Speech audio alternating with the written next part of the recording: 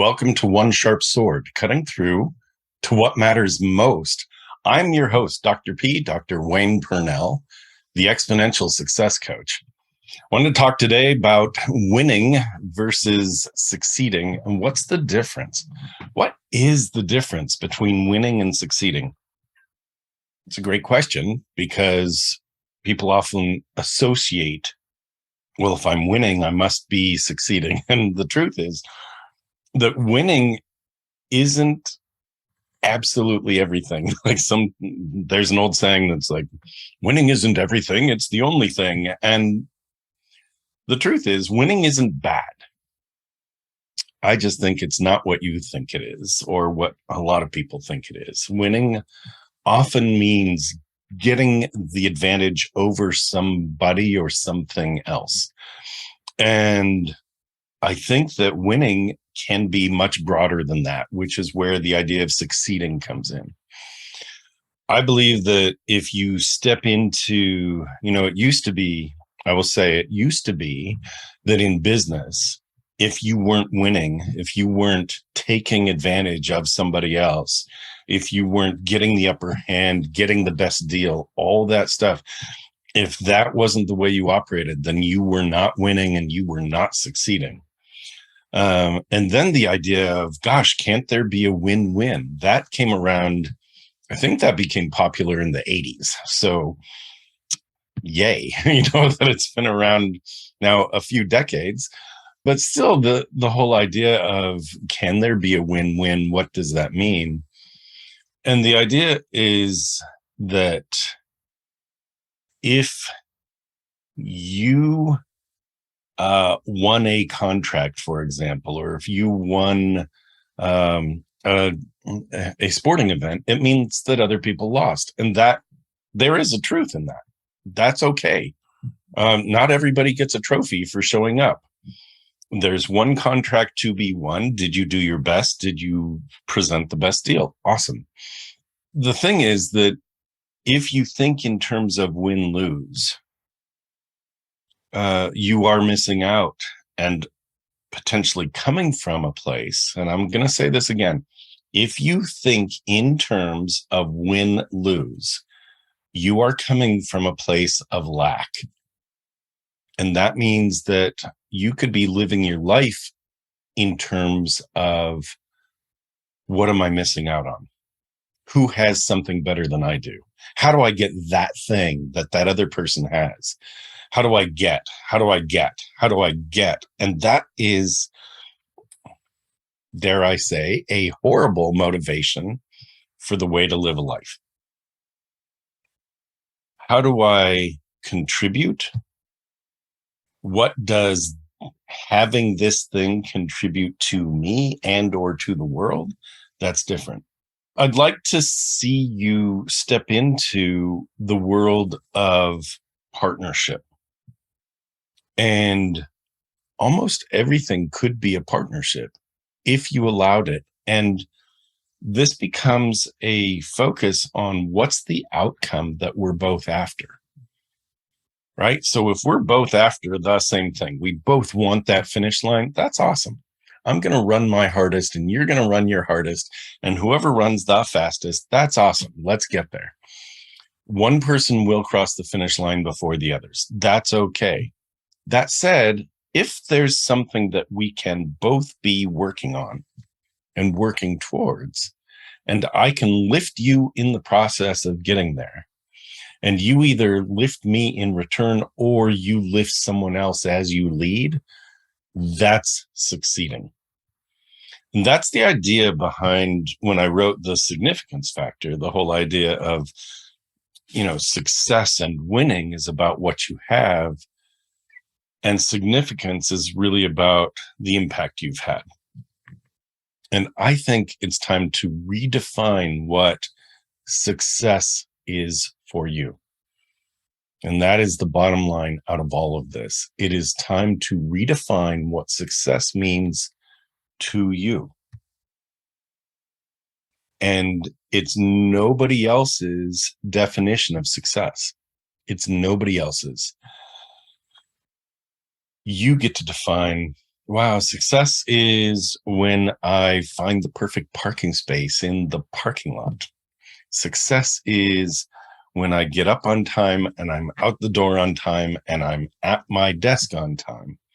Or success is when I've made 22 people smile in a day. Or success is when I've made $15,000 in a day. You choose what number. Maybe it's $150, right? It doesn't really matter. What is your definition of success? You know you are bigger than the life you are leading. It really is time to attend to that thing you've wanted to do or have, but you've been putting off. It's time to step into that dream you've parked for someday. It's time to claim true well-being, both personally and professionally, without giving up the success that got you here. It's time to check out Dr. Pernell's signature small group retreat, the Exponential Success Summit. Explore exponentialsuccesssummit.com. Seats are extremely limited as this is a very special small group event. www.exponentialsuccesssummit.com. I think winning is a good thing. I think bringing your A game is a good thing. And I think that you need to be focused on not the cat that's eating the plastic behind me. Stop that. Thank you. Pay attention to the context in which you show up, because you have opportunities to either win and therefore deliberately beat somebody else out of whatever it is you're getting, or you have the opportunity to succeed, which may very well mean that you are lifting others in the process. And in doing that, I do redefine winning as succeeding.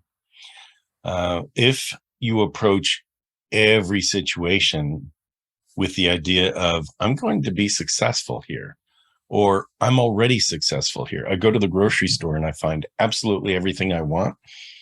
That's a success. If I find absolutely everything and I have to make one substitution of something, that's a success. To my mind, other people have a checklist and it must be exactly the thing that's listed on the checklist. Not for me. That's neither winning nor succeeding, right? So what is your definition of success? And really, the whole purpose of this podcast episode is to bring attention where you may not otherwise have a normal or a deliberate amount of attention, right? So that you could be going through your day and it's like, yeah, you know what? I found good parking. It's like, no, you know what? That is success. Or you went through your day and you got a call from somebody out of the blue, or you chose to call somebody out of the blue. And when you do that, success leads to more success, because if you got a call or if you chose to call, chances are you're likely to do that again. Right? So when you have a positive experience because of something that you set up, you're likely to do that again. That is why success leads to success. So if you made a positive sale by communicating with somebody in a particular way, you're likely to do that same communication again. If you had a good interaction with a family member, you're likely to do that interaction again. So look for ways that you can win, not by putting the other down, but rather by lifting the other, and therefore not living in lack, win, lose, but living in success, where everybody comes out feeling very positive. All right, that's it for right now. That's it. That's your thinking. That's the thought. I want you to be focused on that. I want you to be focused on, how do I get to succeed? And it is deliberate.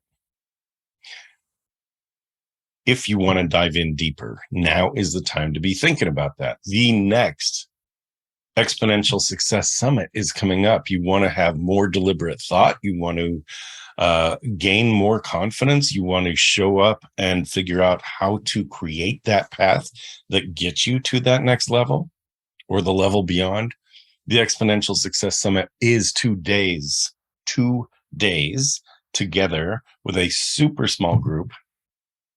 It's like 12 of us around a table. And every one of those 12 is working on something for themselves while lifting others. And it's exactly what I'm talking about in terms of success breeding success. Do check it out at exponentialsuccesssummit.com. It's an amazing, life-changing experience. Whether you choose to come or not, totally up to you. I'm going to suggest you at least check it out. exponentialsuccesssummit.com. Either way, I will see you here next week. I'm Dr. P, Dr. Wayne Pernell, the Exponential Success Coach. Thank you for joining me. This is One Sharp Sword, cutting through to what matters most.